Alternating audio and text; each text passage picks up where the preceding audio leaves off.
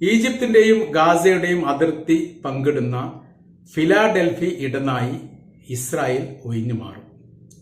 33 ബന്ദികൾക്ക് പകരം 1000 പാലസ്തീനി തടവുകാരെ മോചിപ്പിക്കും. ഘട്ടം ഘട്ടമായി ഗാസയിൽ നിന്ന് സൈന്യത്തെ പിന്മാറ്റും. അതിശക്തമായിരിക്കുന്ന നിർദ്ദേശങ്ങൾ പാലസ്തീൻ മുന്നോട്ട് വെച്ചത് ഏറെക്കുറെ ഇസ്രായേൽ അംഗീകരിച്ചിരിക്കുന്നു.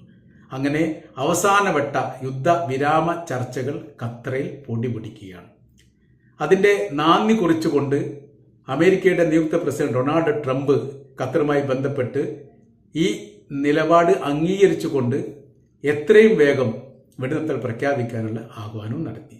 അതിന്റെ കാര്യം ഈ മാസം 20-ാം തീയതി അധികാരത്തിലേറുന്നതിന് മുമ്പ് യുദ്ധം അവസാനിപ്പിച്ചിട്ടില്ലെങ്കിൽ ഇസ്രായേലുമായിട്ടുള്ള സൈനിക കരാർ വ്യവസ്ഥ പുനഃപരിശോധിക്കേണ്ടി വരും എന്നുള്ളതാണ്.